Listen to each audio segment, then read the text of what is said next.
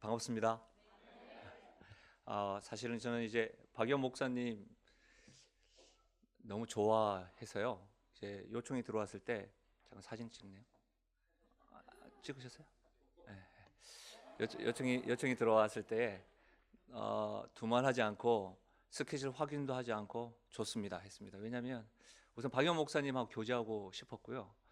또 늘 이렇게 하셨던 모습을 보면서 좀 가까이서 어떻게 섬기시나 너무 궁금했었습니다. 근데 와 보니까요, 우리 성도님들 대단하시네요. 우선은 연초잖아요, 그렇죠? 송구영신 예배, 올해 좀 특별했잖아요. 송구영신 예배, 또 바로 신년 예배, 또 신년 부흥회. 저희 교회 같은 경우는 다음 주 월요일부터 신년 부흥회거든요. 네, 대단하십니다. 제가 깜짝 놀랐어요. 찬양 인도하는 사람이 전도사가 아니고 청년이라면서요. 얼굴도 잘생기시고 이 시간에 또 랩을 부흥해서 한다는 것은 이 교회가 얼마나 살아있나 또 부럽기도 하고 청년들 보면서 참 뿌듯했습니다. 그래서 제가 보면서 이것은 뭐 음악성 그런 거 다 무시하고요, 그냥 청년들 요즘에 이 시간에 나와 있는 것 자체가 귀한 거거든요. 우리 성도님들도 대단하시지만 우리 청년들 한번 격려의 박수 한번 해주시죠. 예. 예. 우리 옆에 분들하고 한번 인사하실까요? 당신 때문에 살맛이 납니다. 정mad이세요? 네. 다시 한 번만 인사할 건데요, 이렇게 한번 인사하실까요? 아름다운 곳이 죄라면 당신은 무기징역입니다. 이렇게 한번 옆에 분들 바라보시면서 눈을 부릅뜨고 한번 인사하겠습니다. 아름다운 것이 죄라면 당신은 무기징역입니다. 우리는 하나님의 형상으로 지음 받으셨습니까? 아멘이시죠. 정말 아멘이시라면요, 이 말이 부끄러운 게 아니에요, 그렇죠? 그렇잖아요. 하나님의 형상으로 지음 받았기 때문에 우리는 그것 하나만으로도 모두가 다 무기징역인데 예수님 때문에 우리가 살아갈 수 있음을 믿습니다. 저는 본문의 말씀을 가지고 여호와께서 들으셨도다라는 제목으로 말씀을 나누겠습니다. 지금 작년 연말부터 시작해서 지금까지 온 나라가 우울증에 걸린 듯 합니다. 많이 힘든 것 같아요. 해가 바뀌었는데 다른 어떤 때와는 다르게 참 많이 무거운 것 같습니다. 전 지금 정치 이야기하는 것이 아닙니다. 나라 전체가 지금 힘들고 그것으로 인하여 그냥 우울감이 찾아오는 것 같습니다. 저도 목회자이지만 또 국민의 한 사람이고 또 한 사람으로 이렇게 막 힘들었을 때요, 제 서재에 보니까 제가 이전에 좀 좋아했던 책이었는데 제널드 시처의 하나님 앞에 울다라는 책을 제가 또 꺼내서 또 새해를 준비하면서 읽기 시작했었습니다. 근데 이제 그 책에 보면요, 이런 내용이 있어요. 이 저자는 교통사고로 한순간에 이 아내와 4살 된 딸과 어머니를 잃어버려요. 자신이 겪었던 그 상실의 그 일순간, 그 완전 한순간에 댐이 무너지면서 터져 나오는 그 거센 물살로 인하여 매몰되어져 가고 있는 자신의 모습들을 막 기록해놔요. 그럼 저도 그런데 이렇게 표현하고 있습니다. 상실은 누구나 보편적인 경험이나 사실을 깨달았다. 그러니까 상실은 누구나 다 겪고 있다는 말이겠죠. 크게든 작게든 급작스럽게든 시간을 두고 여러 차례든 은밀하게든 공공연하게든 우리는 누구나 상실을 경험하고 또 그것 때문에 고통을 겪는다. 인간의 출생이 그렇듯 상실도 평범하고 정상적인 인생사의 일부분이다. 이 세상에 태어나는 것과 마찬가지로 우리 모두는 이 세상을 떠나기 전에 반드시 상실을 경험한다. 상실이라는 경험은 우리가 최후로 경험하는 상실, 곧 죽음처럼 피할 수 없는 부분이다. 그런데 계속해서 이런 부분이 눈에 또 띄더라고요. 상실은 불치병의 질병과 같다. 잠시 동안 늦추는 것을 제외하면 우리가 그 질병에서 자유로울 수 있는 방법은 없다. 그러나 우리가 고칠 수 있는 다른 질병이 있다. 영혼에 찾아드는 질병이다. 이 영혼의 문제는 직접 치료하고 싶은 것이 내 의도다라고 되었어요. 불치병 같대요, 상실은. 예수 믿고 신년 부흥회를 참여하고 또 좋은 교회, 강북 우리 교회를 섬기고 이곳에서 함께 신앙 앞에서 주님을 닮아가는 성장을 경험하고 영광을 경험하는 여러분과 저라 할지라도 상실은 불치병 같다는 것에 대해서 저는 동감할 수밖에 없었어요. 그런데요, 영혼에 찾아드는 질병, 이 영혼의 문제는 직접 치료할 수 있겠다는 거예요. 이 부분에서 어떻게 생각하십니까? 잘 알고 있는 책 지선아 사랑해, 이 책 아시죠? 이 지선 자매가 2000년 7월 30일 23세 나이로 이화여대 3학년 때 사고를 당했죠. 참 이뻐요. 절대 저는 중심을 잘 못 봐요. 하나님이 아니기 때문에. 그렇잖아요. 주님은 중심을 보시는데 저는 이게 외모를 볼 수밖에 없어요. 봐주는 걸 어떻게 해요? 근데 어쨌든 딱 보니까 참 이뻐. 근데 이쁜데 사고를 당했어. 예. 근데 어쨌든요, 이 사고를 당해가지고 그분이 이렇게 이야기해요. 지금은 참 많이 좋아졌지만 그 어여쁜 사진을 볼 때마다 안타까운 건 사실이에요. 그분은 다시는 그곳으로 돌아가고 싶지 않다고 말은 하지만 과거의 모습을 알고 있는 저로서는 너무 안타까운 거예요.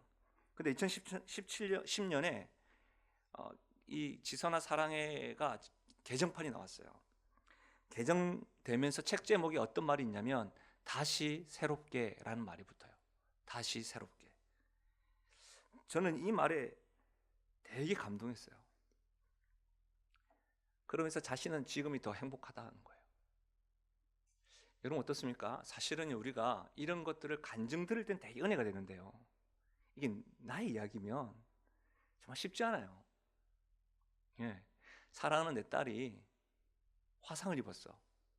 딸이 잘못한 것도 아니고 음주운전 때문에. 그런데 내가 지금이 더 행복해. 이건요, 사실은요, 너무 우리의 인간의 내면을 너무 쉽게 생각하는 것 같아요. 온 국민이 지금 나라의 여러 가지 어지러운 것들 때문에 우울감이 온다는 건요, 믿음이 없는 게 아니에요. 그렇게 영향을 받아요. 예수 믿는 사람이라 할지라도요. 어떻습니까? 저는 이 제럴드 시처나 이지선 양의 이것을요, 행간상에 많은 스토리가 있는데 이 스토리를 다 무시하고 예수님 믿지 않습니까? 우리에게는 하나님 있잖아요. 그럼 되는 거 아니에요? 왜 이렇게 믿음 없이 말해요? 이렇게 말하고 싶지 않아요. 그리고 이분을 무조건 본받아야 됩니다라고 말하고 싶지 않아요. 왜냐하면 우리 주변에도 상실을 지금도 경험하고 있으면서 그 상실 가운데 믿음으로 버티는 분들이 있어요. 한마디로 말하면 살아내는 분이 있어요. 해가 바뀌었어요. 해가 바뀌었는데 새로운 게 있나요? 해가 바뀌었는데 새로운 게 없잖아요. 그래서 사실 살아내는 분들이 되게 많아요. 저는 사실 그런 분들이 믿음 용사라고 생각해요. 지금도 상실 때문에 힘들어하는 분들에 대해서 저는 제너럴드 시처나 이지선 양뿐만 아니라 주변의 믿음의 선배님들을 막 소개하고 싶어요. 그리고 저는 다른 그 어떤 것보다 오늘 우리가 읽었던 본문에 기록되어져 있는 이 한나에 대해서 소개하고 싶어요. 죄송합니다. 제가 말씀을 또 준비하고 또 이곳에 오기 전에 제가 전화를 한 통화를 받았어요. 제 아는 청년의 자매의 어머니가 교통사고를 당했다는 거예요. 그리고 그냥 교통사고를 당한 것이 아니라 두 다리를 절단해야 된다고 합니다. 근데 문제는 거기서 끝나는 것이 아니라 아버님은 신앙생활을 하지 않는데 이 어머니가 교회에서 열심히 하시는 분인 거예요. 여러분 그 소식을 들으니까 가슴이 내려앉았어요. 한숨만 내어졌습니다. 그 친구에게 믿음 가져라. 아니 그 말 안 했어요. 같이 울었어요. 같이 울었어요. 사랑하는 여러분, 이와 같은 극단적인 사건과 사고에 휩싸이지 않더라도 우리 주변에는 상실을 경험하는 이들이 너무 많습니다. 여러분 어떠세요? 여러분 주변은 어떻습니까? 여러분 그들에게 뭐라고 위로하시겠습니까? 혹 지금 여러분이 그 길을 걷고 있다고 한다면 여러분 그 길을 어떤 심정으로 걸어가고 있으십니까? 여러분이 지금 말할 수 없는 상실을 경험하고 있지는 않으십니까? 어쩜 그 상실 때문에 지금 이 자리를 지키고 있는 동력이 되시고 있으십니까? 오늘 우리가 읽었던 말씀 잘 아는 말씀입니다. 오늘 이 말씀도요, 사실은 상실을 경험하고 있는 한 여인의 스토리가 기록되어져 있습니다. 이 여인의 이름은 한나입니다. 그의 아들의 이름은 사무엘입니다. 여러분 저는 이 한나가 어떤 상실을 경험했는지를 먼저 살펴봤으면 좋겠어요. 그리고 그 상실을 어떻게 직면하고 있는지를 좀 우리가 살펴보면서 새해가 되었음에도 불구하고 정말 분명히 새해가 되었는데 하나님께서 사막에 강물을 내리셔서 세기를 내려주신다는 걸 우리 잘 알고 있는데 그 믿음을 가지고 있는 우리라 할지라도 우리가 상실을 분명히 경험할 것인데 나의 상실과 한나의 상실은 얼마나 차이가 있고 유사한지를 점검하고 한나가 이 상실을 직면했던 그 태도를 보면서 나는 지금 2017년도를 어떻게 믿음 생활을 할 것인지 그 상실에 직면할 것인지를 서로에게 좀 도전하고 하나님 앞에 기도하고 은혜를 경험하며 나아가는 귀한 시간 되기를 주의 이름 부탁드립니다. 한나가 경험하고 있는 상실 첫 번째는요, 말할 수 없는 열등감이에요. 열등감. 여러분, 한나는 결혼 잘 했습니다. 그의 남편은요 에브라임 지파예요. 에브라임 사람 엘가나. 이스라엘에는 12지파가 있어요. 12지파 가운데 가장 부강한 지파가 에브라임 지파예요. 대기업에 간 거예요. 대기업. 창세기 48장을 보면 야곱의 축복을 통해서 에브라임 지파는 므낫세 자손보다 더 흥왕할 것이라고 하였습니다. 에브라임 지파는 이스라엘 지파들 가운데 매우 가장 주목받던 지파예요. 그래서 그들은 다른 지파와는 달리 가나안 정복 당시에도요 땅을 분배받았을 때 갑절로 받았어요. 특별한 지위를 가지고 있었던 에브라임 지파, 그리고 다른 지파보다 축복의 배를 받았던 에브라임 지파, 심지어 한나의 이름, 한나 남편의 엘가나의 이름의 뜻은 하나님의 소유라는 이름의 뜻도 가지고 있어요. 대박 아닙니까? 집안도 좋아, 재산도 있어, 이름도 하나님의 소유야. 같이 신앙생활해. 그렇죠? 심지어 우리가 살짝 살펴봤지만 한나의 남편 엘가나는요 아내 사랑하기를 힘썼던 사람입니다. 눈을 딴 데로 돌리지 않았어요. 갑절로 사랑했던 사람. 이런 거 되지 않습니까? 부잣집에 시집 갔어. 신앙은 있어. 근데 날 안 봐. 이건 문제 아닙니까? 근데 엘가나는 뭐라고요? 신앙도 있어, 돈도 많아, 나만 봐. 이거잖아요. 웃을 때는 한번 웃어주셔도 됩니다. 근데 여러분, 더 놀라운 것은 엘가나는 매년 실로에 가서 뭐 하기를? 예배 드리기를, 제사 드리기를 즐겼던 사람이에요. 함께 신앙으로 가치가 같고 하나님에 대해서 섬겼던 사람이에요. 여러분, 라마다임 소빔에서 실로까지는요 이 거리가 얼마나 되냐면 이틀 정도의 거리예요. 그러니까 쉬운 거리가 아니었다는 것이죠. 여러분, 한 번쯤은 찬양도 하시죠. 하나님은 너를 지키시는 자, 낮의 해와 밤의 달도 너를 상치 못한다. 이 시편은 성전에 올라가는 시예요. 낮의 해와 밤의 달도 해치 못한다는 말은 팔레스타인은 사막이잖아요. 그러니까 그 사막 땅을 걷는 것 자체가 힘겨워요. 하나님 보호하셔야 된다고요. 그런데 그런 길은 뭐라고요? 이틀 동안 지나야 가야 실로에 도착하는 그런 어려운 길도 넉넉히 갔던 사람이 누구다? 엘가나였다. 엘가나. 남편도 신앙도 좋고, 그렇죠? 시집 참 잘 갔다, 이런 말 듣지 않았겠습니까? 예, 그런 말 들었을 거예요. 분명히 들었을 거예요. 그런데 그런 말을 들을 때마다, 그런 소리가 한나에게 들릴 때마다 한나에게는 말할 수 없는 열등감이 막 샘물처럼 솟았어요. 왜 그러세요? 왜요? 왜 그럴까요? 한나는 분명히 그의 이름이 하나님께 은혜 받은 자였는데 그의 이름과는 대조적인 삶을 지금 살아가고 있는 거예요. 이것이 그녀의 고통이었습니다. 왜 그렇습니까? 한나에게는 지금 자식이 없습니다. 그녀의 고통스러운 문제, 상실의 문제에 말할 수 없는 열등감은 뭐냐면 불임이었어요. 한나가 살았던 시대는 불임은 하늘로부터 오는 저주였어요. 이 말이 되냐는 거예요. 하나님의 소유, 하나님께 은총받은 사람, 에브라임 지파, 그런데 어떻게 하나님께 저주받냐 이 말이에요. 불임. 여러분, 어떤 이들은 육체의 결함을 갖고 있다고 생각했습니다. 그러나 또한 하나님께서는 간통의 벌로 아이를 갖지 못하게 하였다라고 레위기 20장에 말씀하고 있어요. 제 결과를 알았어요. 당시 특별히 이스라엘 백성들에게는 자손은 뭡니까? 자손하면 어떤 축복이에요? 아브라함에게 주셨던 축복이에요. 그렇죠? 땅, 기업, 자손, 복의 근원. 아브라함에게 주셨던 복이에요. 그러니까 이스라엘 백성들은요, 구약 전체 신약을 바라보면서 아브라함의 그 축복만을 바라보고 간다고요. 그런데 지금 한나는 자손의 축복을 누리지 못하고 있는 거예요. 여러분, 하나님께 저주받았다, 저주받은 여자, 주온 글씨가 딱 박혀 있는 거예요.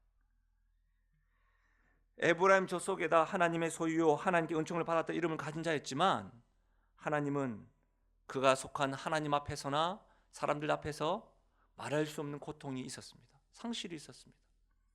한나라는 이름을 들을 때마다, 집안에 대해서 이야기할 때마다 그는 고개를 들 수가 없었던 거예요. 시편 127편 3절에 보면 자식을 낳는 것은 태의 열매라고 하였습니다. 하나님이 주시는 가장 큰 축복이라고 하였습니다. 자녀를 낳지 못하는 것은 하나님 징벌의 표시라고 하였습니다. 여러분, 이 고통 느껴지십니까? 자식이 없다는 말은 뭡니까? 미래가 없다는 말입니다. 제가 왜 청년들을 격려하고 이 저녁에 청년들이 앉아있는 것을 가지고 여러분 박수 쳤는지 아십니까? 강북 우리 교회는 적어도 이 청년들로 인하여 미래가 있다는 사실이죠. 아멘이십니까? 예, 다음 세대가 없으면 미래가 없는 것이죠. 저는 청년들이 가장 가까운 다음 세대라고 생각해요. 왠지 아세요? 곧 부모가 돼요. 할렐루야. 그렇잖아요. 그렇잖아요. 그래서 말씀으로 제대로 교육받아야 돼요. 왜? 여러분이 부모님보다 잘 되기가 쉽지 않아요. 우리는 유교도 경험하지 못했고 자린고비도 경험하지 못했고 경제의 어려움을 경험하지 못했는데도 불구하고 우리는 지금 약간의 정보와 지식 가지고 부모님을 평가하지만 부모님보다 신앙생활을 하기가 더 쉽지 않을 거예요.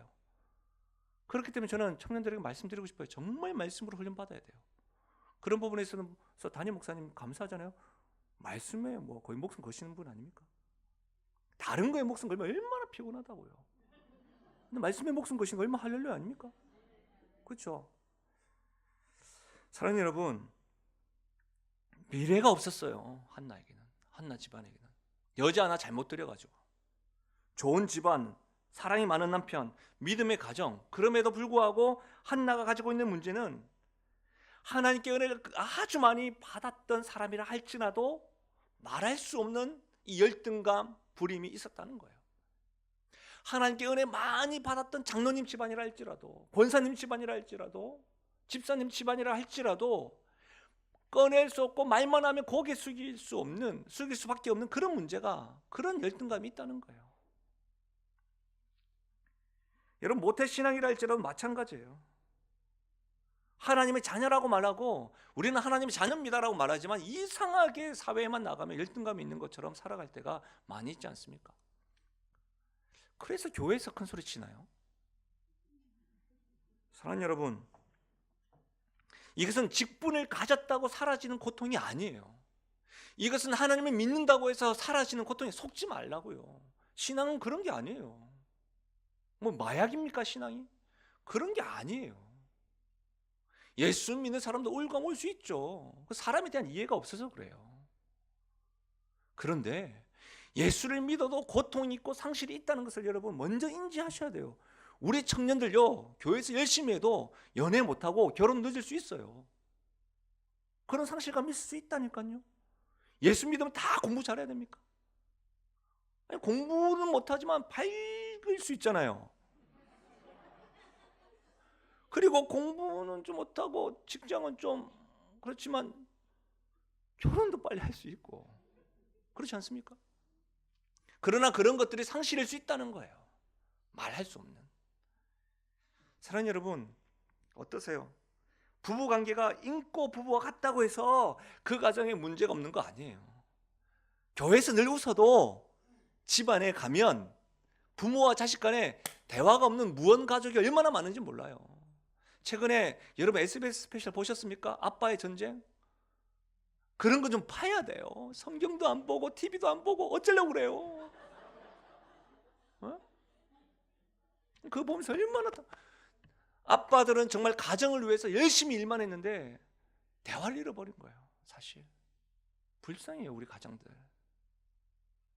여러분, 그러니까 교회에서는 웃지만 그런 고통과 상실감, 말할 수 없는 고통이 있다는 거예요. 이렇게 따지고 보면 여러분, 한나의 이야기는 저 멀리 있었던 역사적인 이야기로만 치부할 게 안 됩니다. 바로 우리의 이야기입니다. 다른 나라에서 들려지는 뉴스가 아니라 저와 여러분의 삶의 이야기임을 기억해야 합니다. 한나가 가졌던 상실감과 열등감이 바로 나 자신이 가지고 있는 열등감과 상실의 문제임을 주목하셔야 합니다. 여러분, 저는 열등감 거의 없어 보이잖아요. 저는 이 외모에 열등감이 있어요. 우선 딱 보시면 아시겠지만 이게 우선 얼굴이 좀 길어. 그래서 제가 감사합니다 할렐루야 괜찮아요 라는 말이 좀 팍 들리네요. 저는 사실은 옛날 학창시절에 별명이 100m 미남이었어요. 멀리서 사진 찍을 때는 좀 괜찮다는 거지. 멀리서는 이게 긴 게 별로 표시가 안 나거든요. 근데 가까이 오면 실망해 사람들이. 그리고 저는 이게 어떻게 보이지 모르겠는데 눈이 좀 작아요. 그건 다 보이거든요 사실은. 제가 이전에 막 찬양을 하고 있는데 한 청년이 저기 와가지고 전도사님, 제 전도사 시절 전도사님 왜요? 눈 뜨고 찬양하세요. 난 눈 뜨고 찬양하고 있는데 알지 못했던 열등감이 팍 오는 거예요. 그래서 만들어내고 이미지 오브 갓, 하나님 형상으로 제가 묵상하다 보니까 어떻게 해요? 아름다운 것이 죄라면 당신은 무기징역입니다. 이 메시지가 나온 거예요. 저의 상실감과 열등감은 또 뭐가 있냐면 아버지가 일찍 돌아가셨다는 거예요. 전 초등학교 2학년 때 아버지가 돌아가셨어요. 그래서 초등학교 5학년 때부터 군대 가기 전까지 일을 했어요. 그때는 몰랐는데요, 제가 상당 공부를 했거든요. 그때 몰랐는데 상당 공부를 하고 신앙생활을 하다 보니까 제가 하나님을 아버지라고 못 부르고 있는 거예요. 아, 힘들더라고요. 아버지 사랑을 잘 모르겠는 거예요. 심지어는 결혼을 했는데 아버지의 역할에 대해서 잘 모르고 있는 거예요. 그게 저 열등감이었어요. 말을 못 하겠는 거예요. 사역자인데 말을 못 하겠는 거예요. 하나님 아버지에 대해서 말을 해야 되는데. 근데 그래서요, 제가 하나님 아버지라고 찬양하는 게 너무너무 힘들었어요. 근데 제가 좋아하는 찬양이 뭔지 아십니까? 사랑하는 나의 아버지 이름 높여드립니다. 언제나 동일하신 주. 이 찬양 너무 좋아요. 그리고 제가 지금 가정사역을 해요. 저는 엮이는 가정에서 자라왔음에도 불구하고 하나님 아버지를 딱 경험하고 나니까 가정사역을 하게 되는 거예요. 그런데 저는 외모와 눈과 아버지가 일찍 돌아가신 것, 이것만 열등감이 아니라 지금도 계속해서 열등감이 생겨요. 불치병과 같이. 잠시 박유한 목사님과 식사하고 대화를 했는데 박유한 목사님의 그 피부가 탐나.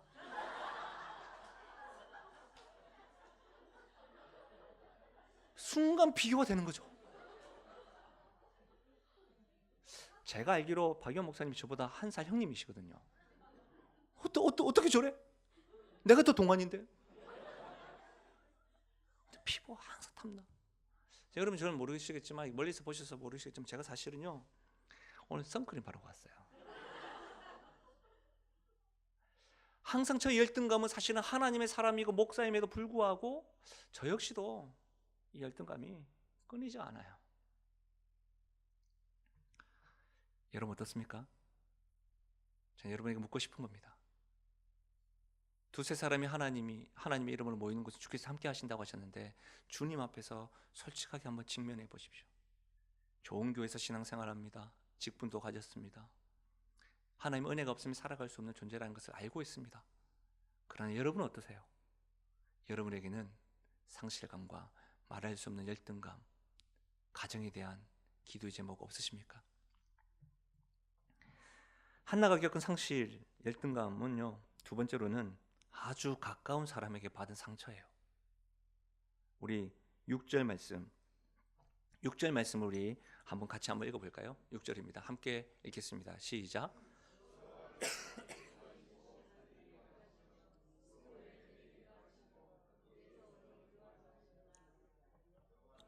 예, 6절까지만요. 아니요, 이건 2장 6절인데 1장 6절. 1장 6절 같이 읽겠습니다. 여호와께서 그에게 임신하지 못하게 하심으로 그의 적수인 브릿나가 그를 심히 격분하게 여러분, 여기에서 그를 심히 격분하게 하여 괴롭게 하였다. 약점을 이용하여 괴롭혔다는 말이에요. 천둥과 같은 요란한 소리로 브릿나가 한나를 번민케 했다는 말이에요. 심지어요, 심히 격분하게 하였다. 이 말은요, 피부 껍질을 벗겨내었다라는 원어예요. 그러니까 그냥 한나 이 정도가 아니라 한나는 브릿나 때문에 피부 껍질이 지금 주사 맞지도 하지 않고 껍질을 벗기는 그 고통이 있었고, 천둥과도 같은 그 소리로 인해 늘 번민케 되었다는 거예요. 여러분 그거 아십니까? 사람이 받는 상처 가운데 가장 깊이 박히고 오래 기억되고 절망 가운데 빠지게 하는 상처가 바로 남편에게 받는 상처요, 아내에게 받는 상처요, 자식에게 받는 상처요, 부모에게 받는 상처입니다. 다시 말하면 가장 가까이에 있는 사람, 가장 믿었던 사람, 그 사람에게 받는 상처예요. 우리는 가장 가까이 있는 사람의 격려와 오래 참음과 손 내밀어 줌으로 인하여 위로를 많이 받습니다. 얼마나 큰 힘이 되고 자랑이 되고 의지가 되는지 모릅니다. 그러나 그것과 또 더 배로 가까이 있는 사람의 상처가 더 커요. 한나에게는 그런 따뜻한 격려와 오래 참음과 자신의 고통을 가까이 나눌 수 있는 사람이 없었어요. 브릿나는 한나의 신경을 긁어서 그 마음을 흔들어 놓았습니다. 날마다 천둥 같은 소리로 한나를 괴롭히기 시작했습니다. 여러분 한번 따라 하실까요? 적은 내부에 있다. 그래요 여러분. 외부 때문에 교회가 어려움을 딱 겪으면요, 교회는 하나 됩니다. 근데 교회가 왜 계속해서 날마다 그 자리에 멈추고 날마다 성장하려고 부흥하려고 하는데 그때마다 발목 잡는 게 뭔지 아십니까? 내부의 적이에요. 내부의 적. 내부의 갈등이에요. 믿었던 사람에게 받는 상처, 여러분 이것은 경험하지 못한 사람 몰라요. 적어도 저 사람 나에게 저럴 수 없는 거 아닌가? 내가 힘들어할 때 저 사람만큼은 나에게 힘이 되어줘야 하는 거 아닌가? 그 사람 때문에 내가 상처를 받으면요, 일어나기 정말 힘들어요. 저 사람만큼 나의 이야기를 들어주면서 나를 위해 기도해 줄 사람인데, 그런데 저 사람이 나의 뒤통수를, 나의 뒤에서 어쩜 그럴 수가 있나, 이렇게 이야기하는 거예요. 사랑하는 여러분, 이것은 정말로 경험하지 못한 사람은 알 수 없는 고통입니다. 부모가 멀리 느껴져요.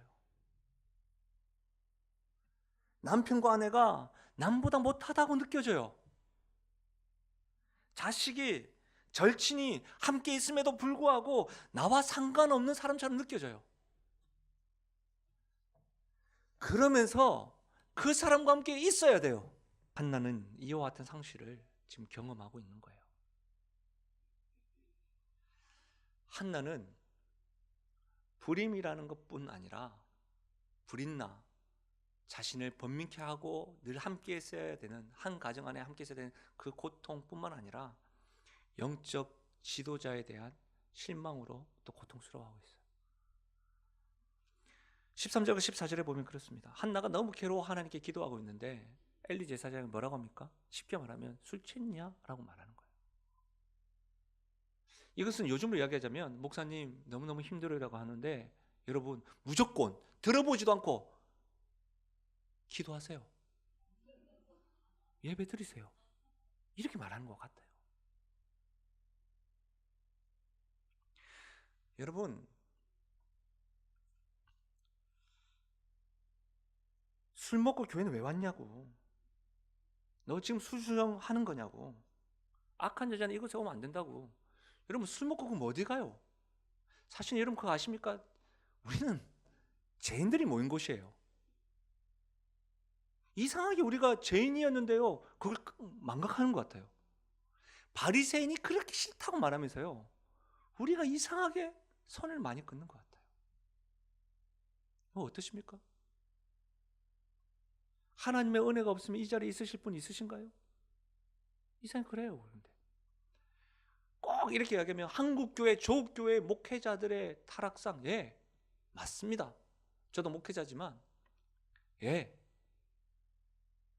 정말 못되고 그러면 안 될 목회자들 많습니다. 그러나 이 교회 같이 또 작은 교회, 또 중소교회, 또 대형교회 가운데서도 반듯하게 바르게 하는 목회자들도 많습니다. 그런데 중요한 것은 단지 목회자뿐만 아니라요, 영적 지도자는, 여러분 교회에서 영적 지도자는 목사님뿐입니까?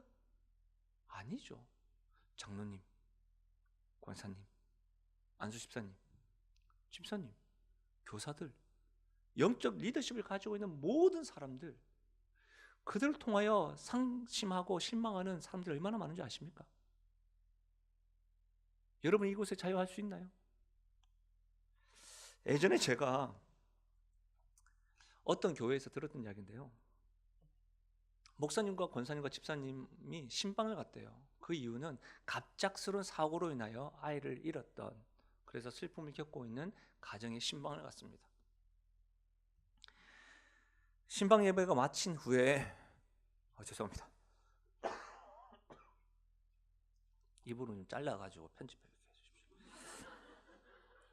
신방 예배가 마친 후에 권사님이 딱 나오시면서 아들을 잃어버린 그분에게 이런 말을 했대요. 집사님, 혹 최근에 11조 안 하셨습니까? 아님, 하나님께 뭐 잘못한 거 있나요? 이 말이 돼요? 실제로 있었던 일이에요. 그 상처 입었던 그 집사님 하시는 말씀이 뭔지 아세요? 권사님은 그렇게 죄가 많아서 아들이 빨리 죽었습니까? 그 머리까지 잡고 둘이 난리가 났답니다. 근데 사실 이것은 오픈 이야기예요. 이렇게 극적이진 않지만 우리 안에 얼마나 그런 이야기가 많은 줄 아십니까? 저는 강북 우리의 상황을 몰라요. 여러분 없으세요? 이것은 하나 예화이지만 여러분, 영적 지도자들의 분별력이 없으면, 말씀에 대한 잣대가 분명하게 서지 않을 때 서로에게 상처를 입힐 수 있다는 거예요. 교회 학교 교사들도 마찬가지 아닙니까? 집사라는 이름으로, 예? 강북 우리 교회 다닌다, 난 그런 성도야 라고 이야기하시면서 일상생활 속에서 세상 사람들에게 이렇게 상처 입힐 수 있다는 거 아닙니까? 우리 주위에 특별히 언행일치와는 전혀 거리가 먼 영적 지도자로 인해서 얼마나 상처 입고 실망하고 넘어진 자들이 많습니까? 사랑하는 여러분, 저 역시도 목회자이기 때문에 이 부분이 가장 부담스러워요. 말씀을 전하지만요, 저 역시도 언행일치에 대한 부분에 대해서 늘 실험하거든요. 쉽지 않잖아요. 어렵잖아요. 여러분, 저 역시도 상담이라는 명목으로 많은 만남을 가집니다. 그 실수한 적이 참 없겠습니까? 왜 없었겠어요? 얼마나 많았는지 몰라요. 말씀을 준비하는데 계속 막 생각나요. 그치, 죄송하더라고요. 저로 인해서 실족하신 분들, 저로 인해서 낙담하신 분들, 저의 귀에 안 들릴 뿐이지 참아주신 거 아닙니까? 어쩌면 하나님께서 그분이 더 성숙해서 부족한 종을 통해서 그렇게 상처 입었던 것이 드러나지 않은 것 뿐이겠죠. 그렇다고 해서 계속 우리가 그렇게 미성숙하게 행동해야 되겠습니까? 난 뒤끝 없어. 자신만 뒤끝 없는 거예요. 자신만. 사랑하는 여러분, 우리의 연약함을 인정해야 합니다. 이 연약함을 두고 기도해야 합니다. 말로만 예수님 닮기 원한다 하지 말고요. 정말로 우리가 영적 리더십을 가지고 이렇게 상처 입힐 수 있다는 것을 우리가 심각하게 고민해 봐야 합니다. 한국교회 목회자들만 거론하지 마시고요. 왜요? 이 세상에서 하나님이 영적 리더십을 준 것은 목회자들 뿐만 아니라 하나님 자녀임을 믿습니다. 왜요? 주께서 우리에게 뭐라고 하셨습니까? 너희는 세상의 빛이라고 소금이다. 아멘이십니까? 왜? 이것만큼 귀한 영적 리더십이 어디 있어요? 사랑하는 여러분, 우리가 리더에 대해서 많이 욕합니다. 많이 아쉬워합니다. 그러나 여러분, 여러분이 한 가정의 리더이십니까? 여러분이 한 단체의 리더이십니까? 그 리더로서 지금 우리가 욕하는 리더와 다를 바가 있나요? 우리도 언젠가는 리더가 될 것입니다. 언젠가 리더십을 발휘하는 그 자리에 있을 것입니다. 우리가 타산지석으로 삼고 늘 겸손하게 하나님의 은혜로 나 역시도 이 부분을 주의하고 주님의 은혜로 가야 한다. 이와 같은 겸손한 자세가 없으면 우리도 장담할 수 없는 리더가 될 것입니다. 사랑하는 여러분, 특별히 우리는 그리스도인으로서 복음으로 영향력을 미쳐야 하는 사람들인데 입만 살아있는 사람이 되지 않길 바랍니다. 입으로만. 교회에서 가장 많이 하는 게 뭐죠? 사랑합니다예요. 갈등도 가장 많은 데가 어디죠? 교회예요. 사랑하는 여러분, 입으로만 아니라 삶으로 선한 영향력을 미칠 수 있는 우리 모든 성도들 되시기를 주의 이름으로 부탁드립니다. 한나 자신이 가지고 있던 문제, 불임, 이것만이 아니라 주변에 있는 가장 가까이 있는 사람에게 받았던 상처, 또 영적인 지도자에게 받았던 상처가 그의 삶이었습니다. 가만히 생각해 보면 이것은 한나만이 아니라 그리스도인이라고 이름을 가지고 있는 우리 모두가 가지고 있는 상처인 거죠. 나 자신이 가지고 있는 것, 주변 사람들, 영적 지도자들. 만약 어떤 의미에서는 하나님을 우리가 몰랐다고 한다면 이 문제는 좀 쉬울 수도 있습니다. 당신은 사랑받기 위해 태어난 사람, 이건 몰랐다고 한다면, 내가 사랑받기 위해 태어난 사람인데 왜 이렇게 나에게는 상실이 많고 열등감이 많고 왜 이렇게 힘듭니까? 이렇게 하지 않을 거 아니에요. 그냥 내가 저주와 어려움과 실망, 피로 태어난 사람이다 이렇게 하면 지금 내가 겪고 있는, 그렇지, 난 그래서 그렇게 태어났기 때문에 이렇게 하겠지만, 늘 우리가 찬양하는 것은 사랑받기 위해 태어난 사람이라고 하는데 늘 상실감이 있어. 열등감이 끊이지가 않아. 어쩌면 이것이 우리에게 사실은 고민인 것이죠. 그렇다면 하나님께서는 고통이 우리의 삶의 손님으로 찾아올 때 하나님께서는 과연 이것은 변함이 없는 불치병과 같은 일이라고 한다면 하나님께서는 이것을 왜 우리에게 허용하실까요? 2018년이 되어도 이와 같은 문제와 근심거리가 끊이지 않을 텐데 하나님이 허용하시는 이유가 무엇일까요? 아니, 하나님은 이 사건을 통하여 이와 같은 상실과 어려움과 고통을 통하여 우리에게 정말 바라시는 것은 무엇일까요? 2017년도에도 죄송한 말입니다만은 저는 예언의 은사는 없지만 2016년도보다 힘들면 힘들었지 더 평안하지 않을 수 있을 수 있지 않겠습니까? 그렇다고 한다면 하나님께서 2017년을 통하여 하나님께서 정말로 그렇게 허용하신 이유가 뭐겠냐 이 말입니다. 이런 고통과 문제를 가지고 있는 한나의 반응은 어떻습니까? 하나는 무엇을 할 수 있을까요? 여러분 같으면 어떻게 하시겠습니까? 한나는 자신 앞에 있는 여러 가지 실망과 상실감 앞에 포기하지 않고 낭망하지 않았습니다. 한번 따라하시죠. 하나님 앞에서 울었습니다. 한나는 자신이 가지고 있는 상실감과 주변 사람과 영적 지도자에 대한 그 열등감과 상실감, 그것 가지고요 씩씩한 척하지 않았습니다. 하나님 앞에서 울었습니다. 통곡하며 하나님께 기도했습니다. 하나님 앞에 우는 것과 기도하는 것을 분리하지 마십시오. 따로 구분할 수 없는 것입니다. 여러분, 사실은 힘들고 어려움이 있을 때는요 친구에게 찾아가서 상담하고 우는 것도 위로가 되고 격려가 됩니다. 근데 우는 것만으로는 해결되지 않습니다. 누구 앞에서가 중요합니다. 하나님 앞에서 울어야 합니다. 아멘이십니까? 여러분의 속에 있는 것을 하나님 앞에서 부르짖으십시오. 그래야 되는 것입니다. 왜 그렇습니까? 하나님만이 우리의 상실과 부족함과 열등감을 해결해 주실 수 있는 분이시기 때문입니다. 다시 말하면 하나님 앞에 오는 사람은 자신의 문제 해결이 하나님께 있음을 아는 사람이요, 하나님만이 나의 이것을 만져주시는 분이라는 것을 아는 사람이기 때문에 하나님 앞에 울 수 있고 기도할 수 있는 것입니다. 여러분, 5절과 6절을 보십시오. 5절 6절에 보면 반복되는 것이 있어요. 반복되는 게 뭐냐면 이거예요. 여호와께서 그에게 임신하지 못하게 하심으로. 다시요. 여호와께서 그에게 임신하지 못하게 하심으로. 다시 말하면 한나의 문제 해결은 누구에게 있다? 하나님께 있다. 아멘이십니까? 한나뿐만 아니라 우리의 문제도 누구에게 있다? 하나님께 있다. 아멘이세요? 그런 것이죠. 그래서 한나가 사무엘상 1장에 그의 문제가 있고 난 다음에 사무엘상 2장에는 뭐가 되어 있어요? 한나의 기도가 있는 거예요. 기도가. 그가 2장 6절에서 7절에 이렇게 말합니다. 여호와는 죽이기도 하시고 살리기도 하시며, 여호와는 죽이기도 하시고 살리기도 하신다. 우리가 기도빨이 있어서가 아니에요. 목사가 기도의 능력이 있어서가 아니에요. 나의 기도를 들으시는 분이 능력이 있으시기 때문이에요. 아멘이세요? 왜요? 그분은 죽이기도 하시고 살리기도 하시는 분이에요. 한나는 하나님 어떤 분이라는 것을 분명히 알았어요. 다시 한 번 더 보십시오. 여호와는 죽이기도 하시고 살리기도 하신다. 이 하나님이 우리의 하나님임을 믿으시길 바랍니다. 시편 27편 1절 말씀 같이 한번 읽어볼까요? 시작. 여호와는 나의 빛이요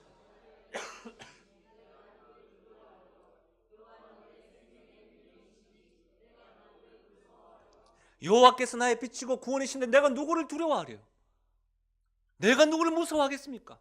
여호와께서 나의 빛이고 도움이시니 이와 같은 확신이 있고 믿음이 있는 사람은 이렇게 고백할 수 있는 거예요. 시편 36편 9절에는 대저 생명의 온천이 주께 있다고 했습니다. 시편 118편 5절에는 이런 말씀이 있어요. 내가 고통 중에 여호와께 부르짖었더니 여호와께서 귀 막았더라. 아니에요. 여호와께서 응답하시고 나를 광활한 곳에 세우셨도다. 사랑하는 여러분, 하나님을 어떤 분으로 알고 계십니까? 하나님은 생명의 주권자가 되시는 분이십니다. 하나님 나의 카운슬러가 되시는 분이십니다. 하나님 나의 위로자가 되시는 분이십니다. 하나님 내가 가지고 가는 고통의 문제를 해결하실 수 있는 나의 힘이시고 능력이시고 반석이 되시는 분임을 믿으시길 바랍니다. 하나님을 어떤 분으로 알고 있느냐? 이것이 변함없는 불치병과 같은 상실의 문제를 해결하는 키라는 사실을 명심할 수 있길 바랍니다. 내가 뭔가 헌신을 해야, 내가 뭔가 올해는 다른 해보다 예배를 더 많이 드려야, 내가 더 많은 헌금을 해야, 아닙니다. 그것은 내가 하나님 어떤 분으로 아느냐, 그로 인해 따라가는 부산물이죠. 하나님 어떤 분으로 알고 계십니까?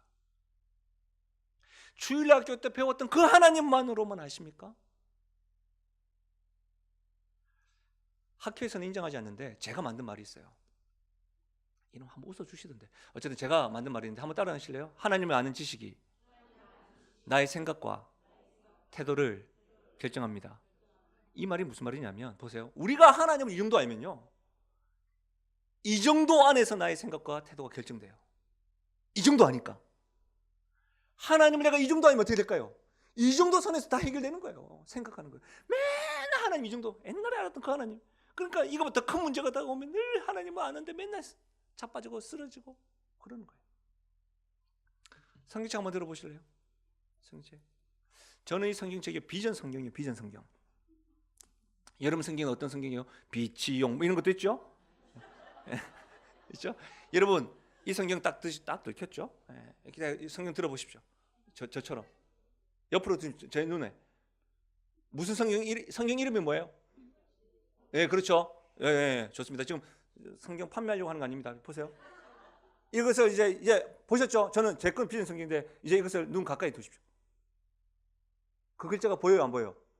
안 보이죠? 보인다면 거짓말이에요? 떼보세요. 보이세요? 이것을 우리가 가지고 있는 상실의 문제라고 생각해 보자고요. 우리가 상실의 문제를 비전 성경이라고 분명히 알고 있어요. 근데 이것만 보니까 보여요, 안 보여? 안 보인다고요. 이해하십니까? 우리가 조금만 보면 이것을 들고 있는 손도 보이고 이 문제를 같이 보고 있는 성도도 보이고, 하나님을 이 문제보다 작게 보니까 늘 문제밖에 안 보이는 거예요. 사랑하는 여러분, 하나님 어느 정도로 알고 계세요? 정말 이것이 2017년도에도 여러분이 겪게 될 여러 가지 상황들을 해결하는 키인 줄 다시 한 번 더 믿으시길 바랍니다. 어느 날 여러분 잘 알고 있는 피카소, 이 피카소가 여행 중에 시골의 한 농가에 묵었어요. 하룻밤을 잘 보낸 그 다음날 주인집 딸아이가 사랑스러운 나머지 이렇게 이야기했습니다. 얘야, 그림을 하나 그려줄 테니 내 손수건을 가져오렴. 그랬더니 이 세계의 거장을 몰라봤던 딸아이가 이런 말을 했습니다. 엄마! 웬 미친 사람이 내 비단 손수건에다가 물감을 뿌린대. 그거 하나 가지고 있으면 삶이 바뀌었을 텐데, 피카소의 그림을. 근데 저는 이 이야기를 들으면서 우리의 모습이 아닌가 싶어요. 하나님이 너의 삶을 나에게 맡겨보렴, 이렇게 하시는데 어리석은 딸들은 얼마나 많은지 모릅니다. 여러분이 피카소를 미친 사람 취급하듯이 혹 하나님을, 사막에 세기를 내시겠다고 말씀하시는 그 하나님에 대하여 어리석은 분이라고, 안 됩니다라고 말하고 있는 것은 아니십니까? 사무엘상 2장 30절에 나를 존중히 여기는 자를 내가 존중히 여긴다고 말씀하셨습니다. 나를 존귀하게 여기는 자를 내가 존귀하게 여기노라. 여러분, 하나님 어떤 분으로 알고 계세요? 여러분, 하나님 신뢰하십니까? 그분의 뜻과 그분의 계획을 우리가 다 100%는 다 알 수 없지만, 로마서 8장 32절 말씀에 하나님께서 자기 아들도 아끼지 않으셨는데 우리에게 무엇을 아끼시겠습니까? 하나님이 자기 아들도 아끼지 않으셨는데 우리에게 무엇을 아끼시겠습니까? 하나님께서 하나밖에 없는 독생자를 주셔서 믿으십니까? 그런데 하나님께서 우리에게 무엇을 아끼시겠냐, 이 말입니다. 이 하나님을 왜 의심하십니까? 여러분, 저는 결혼해서 애가 둘입니다. 총각으로 알고 계신 거 아니시죠? 근데 여러분, 제가 처음 딱 결혼을 할 때 저희 장모님이 반대를 했어요. 믿어져요? 이해가 돼요? 왜? 제가 왜 어때서요? 이유인즉 목회자라는 것 때문에 딸이 고생할까 봐. 그런데요, 결국 결혼했죠. 제가 지금 기침을 좀 하잖아요. 그럼 어떻게 될까요? 뭘 보내와. 아유, 김서방 어디 아프나? 막 전화도 와. 아, 괜찮습니다. 근데 뭘 보내와. 제가 이뻐서요. 물론 이뻐서 그렇겠죠. 그러나 왜요? 딸도 주셨으니까. 우리 하나님이 저와 여러분을 위하여 하나밖에 없는 그 독생자 예수님을 십자가에 주셨음을 믿으십니까? 그 하나님 우리에게 뭘 아끼시겠습니까?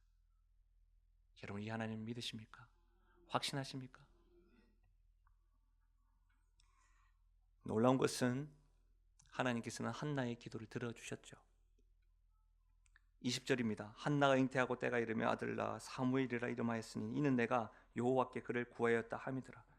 하나님께서 한나를 생각하시어 그에게 아들을 허락하여 주셨습니다. 한나가 소원한 대로 젖을 뗀 후에 한나는 어떻게 했죠? 그를 실로의 여호와 앞에 맡겨버렸습니다. 여러분, 한나는 하나님께서 그를 생각하시어 그의 기도를 들어주시며 감사했습니다. 그래서 그의 이름을 뭐예요? 사무엘이라 이름하였습니다. 그의 이름의 뜻은 뭐라고요? 여호와께 그를 구하였다라는 뜻이에요. 근데 이것을 원문과 영어 성경으로 좀 의역하자면 한번 따라하시죠. 여호와께서 들으셨도다. 예. 사무엘의 이름의 뜻이 여호와께서 들으셨도다. 예요. 근데 이렇게 기뻐하기도 잠시죠. 왜냐하면 서원했기 때문에 하나님께 바치겠다고 서원했으니까 어떻게 했어요? 바쳤어요. 이러면만 봐도 한나를 하나님이 기뻐하시고 이뻐하시는 이유는 알겠죠. 예, 압니다. 그런데요, 우리 좀 더 생각해 보자요. 불임이었어요. 이번 한 번만 봐주세요. 하나님, 제가 잘 키울게요. 하나님, 그땐 제가 너무 힘들었어요. 제 마음 아시잖아요.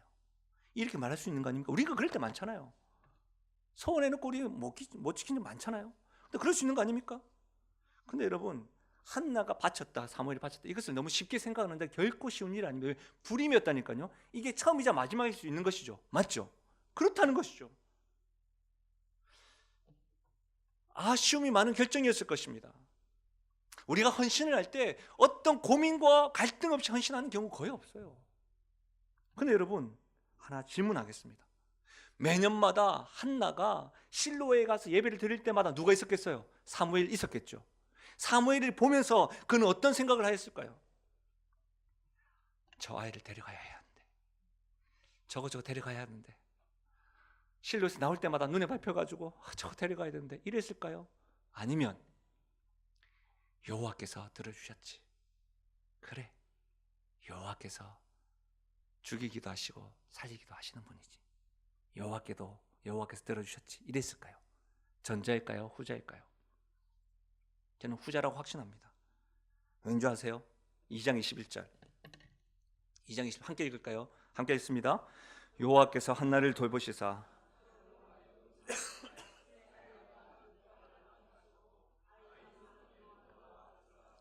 아멘이십니까? 감동이 와야 돼. 불임이었다니까요. 여호와께서 그를 들으셨도다. 분명히 주께서 들으셨던 그 아이를 하나님께 소원한 대로 맡겼음에도 불구하고 그 위에 계속해서 하나님께서 들으셨도다. 그래서 뭐라고요? 여호와께서 한나를 돌보시사 세 아들과 두 딸을 낳게 하셨고 사무엘이 요 앞에 자라나게 하셨더라.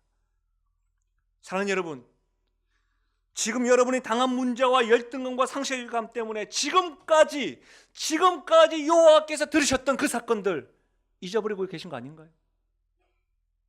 여호와께서 들으셨도다라는 그 간증거리가, 그 사무엘과 같은 간증거리가 여러분 2016년도에는 하나도 없었습니까? 여호와께서 들으셨도다라는 그 간증과 그 하나님과의 만남이 여러분에게 있느냐 이 말입니다. 있다고 한다면 2017년도 보라, 새 일을 행하시는 그 하나님 기대할 수 있는 것 아닙니까? 지금까지 이 자리에 온 것도 하나님께서 함께 하지 아니하셨더라고 한다면 어떻게 되었을까요? 하나님의 은혜를 한번 계수해 보십시오. 제가 정말 좋아하는 말씀이 있어요. 시편 124편인데 한번 들어보십시오. 시편 124편.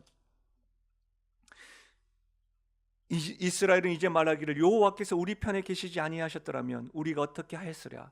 사람들이 우리를 치러 일어날 때 여호와께서 우리 편에 계시지 아니하셨더라면 그때에 무슨 말인지 아세요? 여호와께서 내 편에 계시지 아니하셨더라고 한다면 그때에 2017년도를 시작하는 이 시점에서 여호와께서 작년에 2016년도에 나와 함께 하지 않으셨더라고 한다면 여호와께서 그때 내 편에 계셨기 때문에 내가 이 정도지. 여호와께서 나에게 들어주셨기 때문에 내가 2017년도도 그 하나님 때문에 소망을 가질 수가 있는 거지. 상실감이 없는 게 아니에요. 내가 가까이 있는 사람에게 또 힘들 거예요. 어쩌면 영적 지도자를 인해 또 실망할 거예요. 말할 수 없는 열등감과 상실감이 있을 거예요. 그러나 우리에게는 지금까지 들으셨던 그 하나님이 있는 것이죠. 내가 예배를 열심히 드리고 내가 말씀을 열심히 보고 내가 기도를 많이 해서가 아니라, 내가 어떻게 해서 하나님의 은혜를 부어주시는 게 아니라, 내가 어떤 형편에 있다 할지라도 나를 향한 하나님의 손은 끊이지 않기 때문에, 그 하나님이 계시기 때문에, 나의 기도를 들으시는 그 하나님이 계시기 때문에 2017년도 시작할 수 있는 것이죠. 단지 지금의 문제가 너무 힘들게 느껴져서 하나님의 망각한 채 고아와 같이 버려진 자처럼 하나님께 기도하지 않고 있으십니까? 여호와께서 들으셨도다. 계수해 보십시오. 계수해 보십시오. 제 큰아이가 처음 딱 자라날 때요, 원래는 이제 우리 청년은 잘 모르겠지만 부모님들 아시잖아요. 첫째 아이는 검사라는 검사는 다 합니다. 둘째는 안 해. 다 필요 없다는 걸 알거든요. 그렇죠? 첫째 딱 아이가 딱 검사를 하는데 초음파 사진을 딱 보는데 부산에 있는 일식기독병원이라는 곳에서 했었는데요, 심장에 문제가 있다고 큰 병원에 가라는 거예요. 그리고 수술해야 될 줄 모른다고. 심장 수술은 최소 5천만 원입니다. 한 번에 안 끝날 겁니다. 그 말을 하는 거예요. 그때 저는 신대원생이었거든요. 제가 뭘 할 수 있었겠습니까? 초음파를 보는데 이만한 혹이 있는 거예요. 교회에다가 기도를 부탁했습니다. 그리고 저는 백도 없어요. 그래서 부산대학병원에 어떻게 하다가 특진을 가질 수 있도록 기도를 했어요. 근데 여러분 그거 아십니까? 분명히 제 눈으로 봤거든요. 분명히 제 눈으로 그 혹을 봤거든요. 초음파가. 일주일 뒤에 깨끗하게 없어졌어요. 저는 우리 하은이 이름이 너무 좋아요. 공부는 뭐, 근데 하은이 이름이 너무 좋아요.